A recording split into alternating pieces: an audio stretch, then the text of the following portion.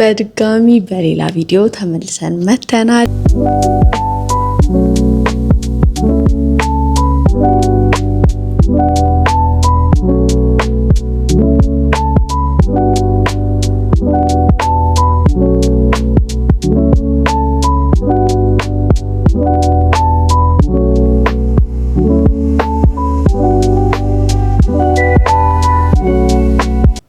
ሰላም እንዴት ናችሁ? እግዚአብሔር ይመስገን እኔ በጣም ደህና ነኝ።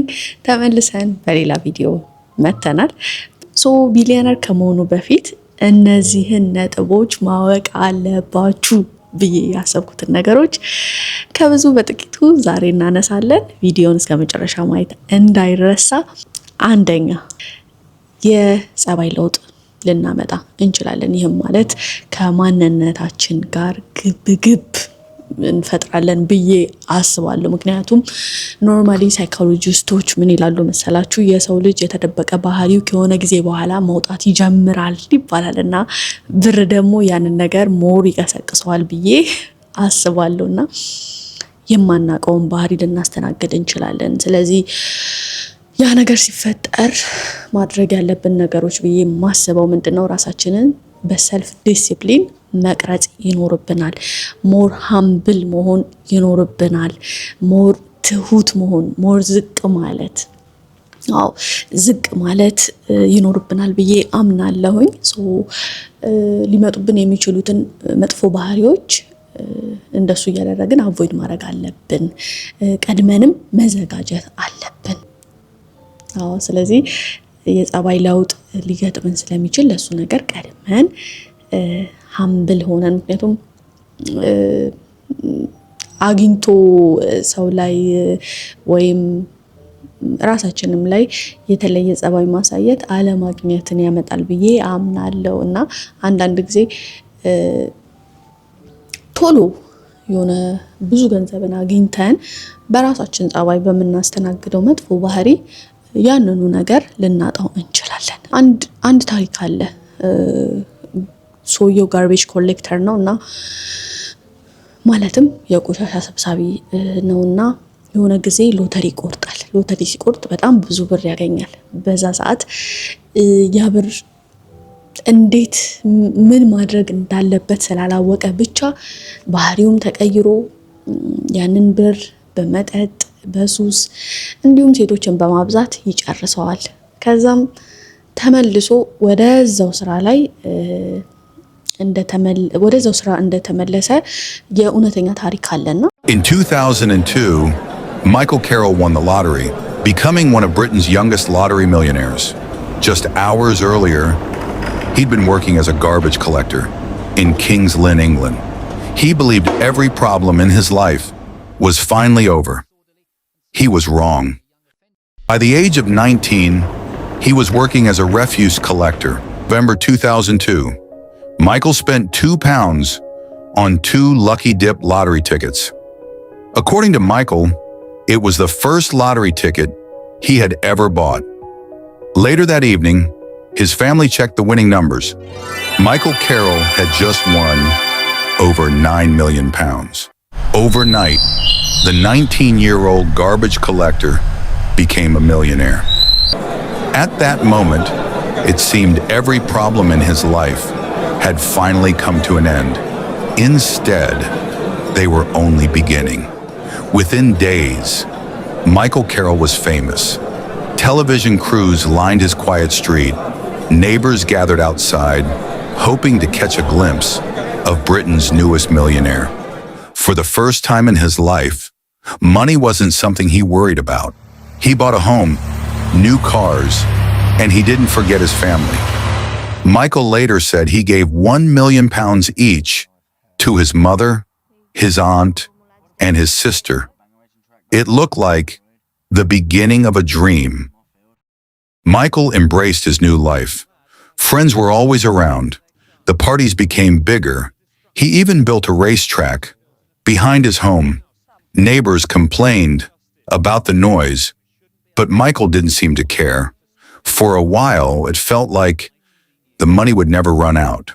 He kept spending the money, luxury cars, designer clothes, jewelry, lavish parties. Michael seemed to be living every young man's dream. The problems hadn't appeared overnight. Long before Michael won the lottery, he'd already had run-ins with the law. The money hadn't erased his past. If anything, it had placed it under a spotlight. Every arrest became national news. The fortune grew smaller. Friends began disappearing, one by one. Some had come for Michael. Others had come for the money. The bigger the fortune, the harder it became to know who really cared. By 2010, almost every pound was gone. To the public, the story was over. Another lottery winner who had lost everything. But Michael Carroll's story wasn't over yet. The mansion was gone. The luxury cars, gone. The parties, gone. Almost everything Michael had bought had disappeared. The newspapers called him Britain's biggest lottery failure. To many people, that became the entire story. A teenager wins millions and loses it all. Years later, Michael quietly went back to work, not as a millionaire, not as a celebrity, just an ordinary man again. He worked in factories, delivered coal, cut timber. The same man who had once been worth almost 10 million pounds was earning an ordinary wage. አንዳንድ ጊዜ በህይወታችን ብዙ ብር ይመጣል። በጣም የማናስበው ነገሮች አንኳኩተው ይመጡብናል። አይመጡም ብለን አናስብ፣ ምክንያቱም ይመጣሉ። ኦሬዲ ማኒፌስት እያረጋችሁት ከሆነ ቢሊዮነር ለመሆን እሱ ቀን ይደርሳል። ግን ሲደርስ እናንተ ዝግጁ ናችሁ ወይ? እርግጠኛ ያንን ነገር ለማጣጣም ያንን ነገር ለመያዝ በስርዓት በአግባቡ የተሰጠንን ነገር አክብረን ለመያዝ እኛ እርግጠኛ ዝግጁ ነን? እሱን ራሳችንን መጠየቅ ይኖርብናል ብዬ አስባለሁ። ስለዚህ ባህሪያችን እንዳይለወጥ ራሳችን ላይ መስራት ይኖርብናል። ሁለተኛ ፐብሊክ ፊገር ነው የምንሆነው። ያ ማለት ለሰዎች አርአያ ነው የምንሆነው እና ወደድንም ጠላንም ከፊት ለሚያየን ሰው እኛ አርአያ ነው የምንሆነው እና እኛ የምናደርገው ነገር ሰውን የሚያጠፋ ከሆነ በዛው ልክ ሰዎችን ይዘን ገደል ልንገባ እንችላለን። በዛው ልክ ደግሞ ጥሩ ነገር የምንሰራም ከሆነ ሰዎችን ልንለውጥ እንችላለን። ስለዚህ እኛ እሱ ላይ በጣም ጥንቃቄ ማድረግ ይኖርብናል። ምክንያቱም ሰዎች እኛን እያዩን በመጡ ቁጥር አይን ይበዛብናል። በአጠቃላይ አይን ይበዛብናል። ብዙ ሰዎች እናንተን መሆን ይፈልጋሉ። ስለዚህ መጥፎ ጸባይ አይሄድብንም። በፍጹም መሆን ያለብን ጥሩ፣ በጣም ትሁት፣ በጣም ሃምብል፣ ለሰው ደራሽ፣ ለሀገራችን ጠቃሚ ነው መሆን ያለብን እና ከራሳችን አልፈን ከቤተሰብ አልፈን ለሀገር መብቃት ነው ያለብን። ስለዚህ ለዓለም በአጠቃላይ መሆን ያለብንና አራያ እንኳን አይደለም ቢሊዮነር ሆናችሁ የሆነ በፊልምና በሆነ ነገር በአጠቃላይ የመታወቅ እድሉን አግኝታችሁ ታዋቂ ከሆናችሁ በጣም ጥንቃቄ ማድረግ ይኖርብናል። ምክንያቱም ዩ ኔቨር ኖ ማን እናንተን እያየ እንደሆነ አታውቁም እና ሰው እናንተን መምሰል የሚፈልግ ሰው አለ። ፐብሊክ ፊገር መሆን ቀላል ነገር አይደለም። ሰዎች እኛን ለመምሰል እኛን ለመሆን ይሞክራሉ። ስለዚህ ምንድነው እኛ ሼር ልናረጋቸው የሚገባው ብለን በደንብ ማሰብ ይኖርብናል። በሶስተኛ ደረጃ ደስታ የማጣትን ስሜት ልናስተናግድ እንችላለን። እነዚህ አይነት ነገሮች የሚፈጠሩት ምን አለ መሰላችሁ?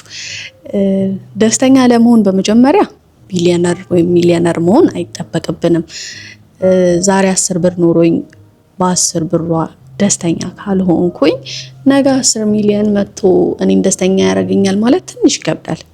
ምክንያቱም ገንዘብ ደስታን አይገዛም እና ይሄ ነገር የሚፈጠረው ምንድነው? ሳቲስፋክሽን ማጣት እንጀምራለን። ላይክ ደስታ አሁን እዚህ ፖይንት ላይ ስንገኝ ሌተስት ነገሮች ዓለም ላይ በተፈጠሩ ቁጥር እነዛን ነገሮች አፎርድ ማድረግ ስለምንችል ዛሬውን ነገር አገኛለሁ ከዛ ነገውን ነገር ክሬት ሲደረግ እሱን ለማግኘት ነው አሁን የምሮጠው ይሄኛውን ተደስቼ አጣጥሜ ሳልጨርስ ማለት ነው። ስለዚህ ደስተኛ የመሆናችን ቻንስ በጣም ዝቅተኛ ይሆናል። እሱን ነገር እንዴት እንቀርፈዋለን?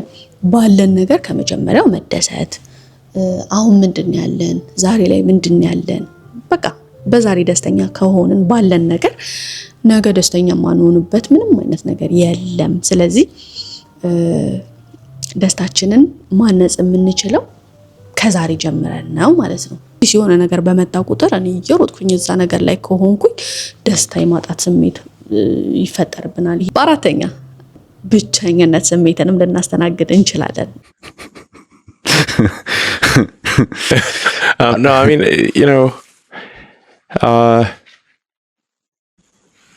I mean, my mind is a storm, and I don't think most people would want to be me. They may think they would want to be me, but they don't. They don't know. They don't understand.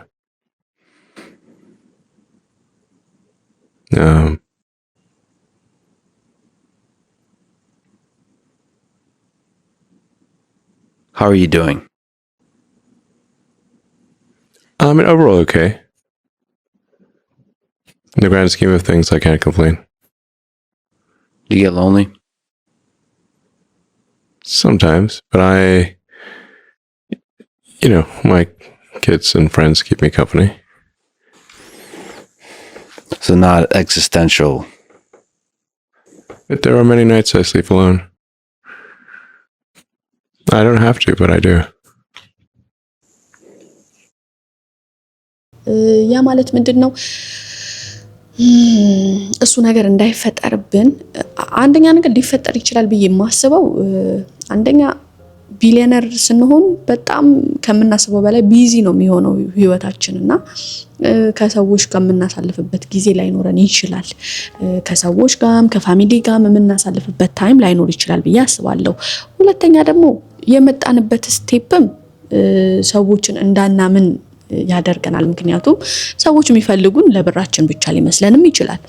በሶስተኛና በዋነኛው ነገር ግን ፈጣሪያችንን ከኛ ካራቀን ብቻ ነው ብቸኝነት ሊሰማን የሚችለው። ስለዚህ እሱ እንዳይሰማን ደግሞ ምን እናደርጋለን? ባለንም በሌለንም ሰዓት ከፈጣሪያችን ጋር ያለን ግንኙነት ጥብቅ ማድረግ። ምክንያቱም ብቸኝነትን ሊሞላ የሚችለው አምላካችሁ ፈጣሪያችሁ ብቻ ነው።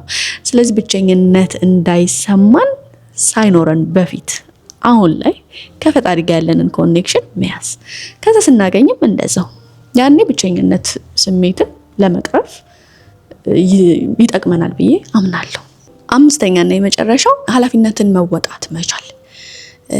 ለዛ ኃላፊነት ብቁ ሆኖ መገኘት።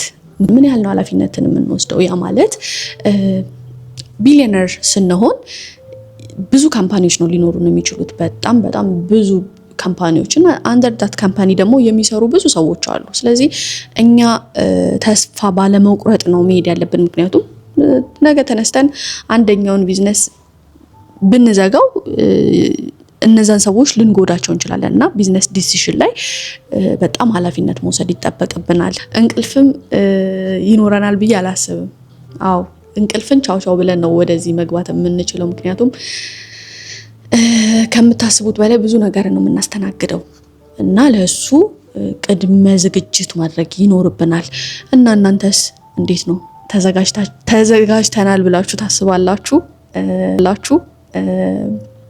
ሌላው በትንሹ እንኳን እንደ ኤግዛምፕል ስነግራችሁ አንድ ቤት ኖሮኝ ለአንድ ቤት የማደርገው የግብር ክፍያ ይኖራል፣ የመብራት፣ የውሃ፣ ዩቲሊቲዎች ብዙ አይነት ነገር አለ እና 5 ቤት ቢኖረኝ ደግሞ እጥፍ ነው ላወጣ የምችለው ነገር።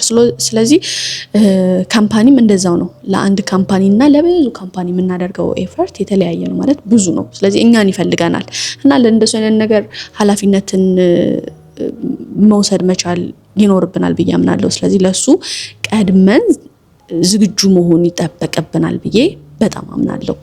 እና ምን አለ መሰላችሁ ደግሞ ላይክ በአላማ ማጣትም ልንሰቃይ እንችላለን ብዬ አምናለሁ። ምክንያቱም አንድ አላማ ላይ ስንደርስ ወይም ግባችን ላይ ስንደርስ እንደነገርኳችሁ እንደ መኪናው ትንሽ ሳቲስፋክሽን እጥረት ሊያጋጥመን ስለሚችል ሌላ ቢዝነስ ደግሞ እናስባለን። ስለዚህ ሌላ አላማ ሲክ እናደርጋለን እና ሁሌም በአላማ መኖር ስለሚጠበቅብን እሱንም ነገር ላይ ቀድመን ራሳችንን ዝግጁ ብናደርግ እንደዚህ አይነት ነገሮች ይፈጠራሉ ብለን ብናስብ ለኛ ይጠቅመናል ብዬ አምናለሁኝ።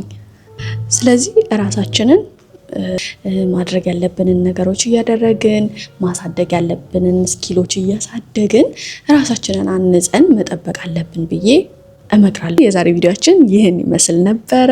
ሀሳብ አስተያየታችሁን ኮሜንት ሴክሽን ስር በጨዋነት ይንገሩኝ እላለሁኝ። ላይክ፣ ሼር፣ ሰብስክራይብ ማድረግ እንዳይረሳ።